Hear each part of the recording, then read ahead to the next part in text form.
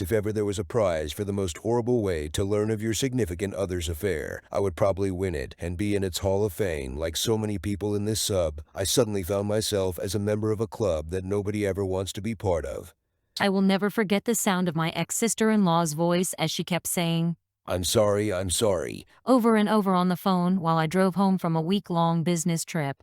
I was confused and had absolutely no idea what she meant, but only after I managed to calm her down somewhat did she inform me that my wife was in hospital and that I needed to hurry home. My mind went into overdrive as I tried to get more information as well as not crash, while I began speeding to get there faster. The only thing she told me is that it was an assault, then cut the call and wouldn't answer when I tried to call her again. A bit of background. My ex and I met in our mid-20s. It was through a mutual friend at a barbecue. At first, she seemed almost too good to be true. Not only was she incredibly beautiful, but she was also shy and introverted.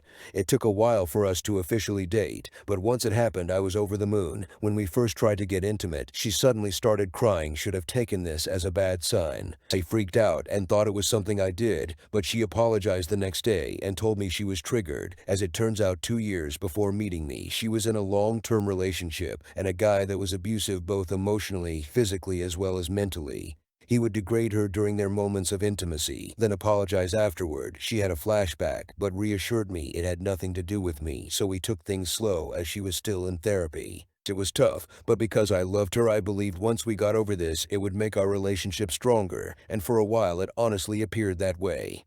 Fast forward another year, and we'd gotten engaged. First-time intimacy also happened during this stage. I was fortunate enough to be able to buy a house for us courtesy of inheritance from my late uncle. Things were going great, and I have seriously suggested we plant a peach tree important for later on to signify new beginnings, and she was all for it. We were wedded not long after that, and quite frankly, it was absolutely amazing.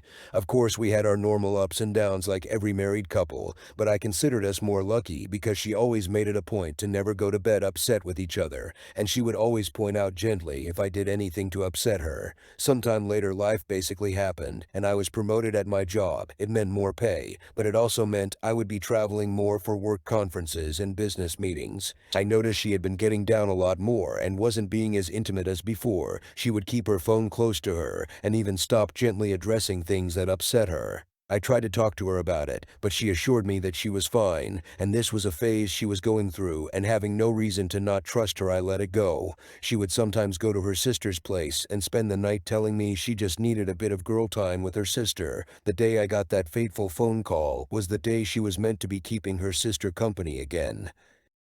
I remember rushing into the hospital barely breathing and frantically asking about my wife when world's most understanding and patient police officer sat me down to explain what happened.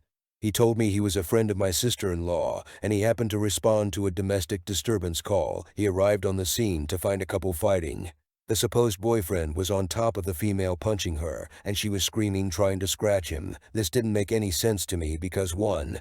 This had nothing to do with my wife because we're married, and 2. Literally everyone who knew my wife knew she wouldn't do that. He gave me a knowing look and placed his hand on my shoulder, then told me to be very calm because said girlfriend was actually my wife. If it weren't for the severity of the situation, I would have laughed in his face, but something in the way he said everything made me believe him. I then was ushered in by a nurse to see my wife, and what greeted me to this day, I still can hardly find the words to describe it. I just stood there for what seemed like an eternity. Then a doctor came in and explained her injuries to me.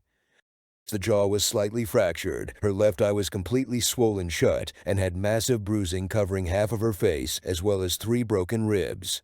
Then the doctor dropped another bomb and told me she was pregnant. I still couldn't understand how this happened. Then I caught sight of her sister. She at first tried to avoid me, but at the persuasion of her police officer friend, she told her what she knew. It turns out my wife's ex had gotten in contact with her 5 months ago. He was doing this redemption pyramid step thing where he would apologize to people he has wronged in order to clear his karma. Anyone else BS meter going crazy right now. They began talking more, then he convinced her to meet up for coffee and show her he was a changed man. Obviously, old feelings resurfaced coupled with the fact that he appeared changed. Now it soon developed into an emotional affair. My wife approached her sister for advice, who told her to take things slow and just get it out of her system if she needed to, which then led to a physical affair 3 months later.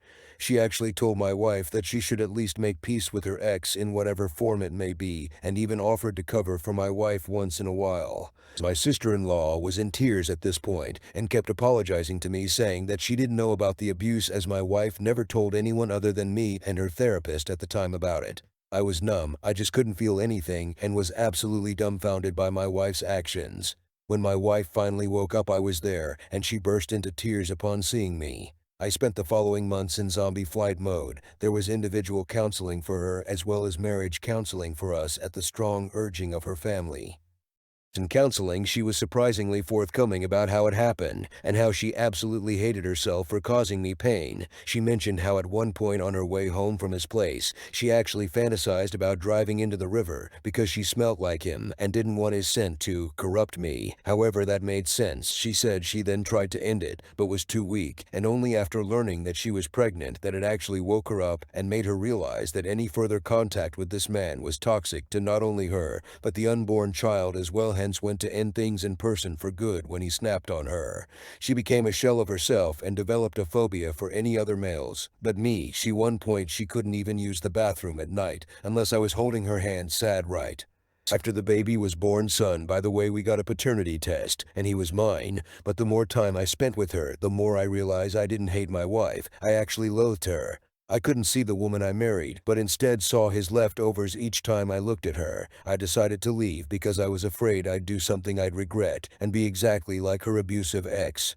She begged me not to leave and even made the ridiculous offer of giving me a hall pass, as well as slapping her if I wanted to. I knew at this point I had to get out. She was actually very generous during the divorce. She moved back into her parents and signed a very well thought out co-parenting plan issued by the courts.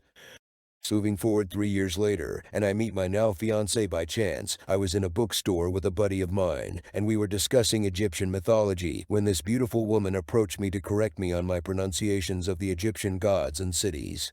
Needless to say, immensely impressed by not only her understanding, but also by the fact that she is Egyptian herself. We exchanged numbers, which eventually lead us to dating. When I finally proposed to her, it was actually in front of the peach tree I had planted years ago. I got down on one knee, but before I got my answer, she ran into the house, then came out with a ring as well. Turns out she was actually planning on proposing herself because she was madly in love with me, and she just didn't want any other woman to have me. My son, in all his sweet childlike innocence, told his mother what happened because he was present when it happened. My ex literally showed up that night in the rain, yelling about how could I propose to her, my fiancé, in front of our tree, and that this isn't the end of us. I am completely exhausted at this point. I cannot go and see because she is the mother of my child, but she is basically harassing me and my fiancé. How do I convince her to move on, to get over her fear of men, and not force me to get a restraining order? Sorry it was long, but I am really desperate. Thanks for watching. Please like and subscribe for more videos.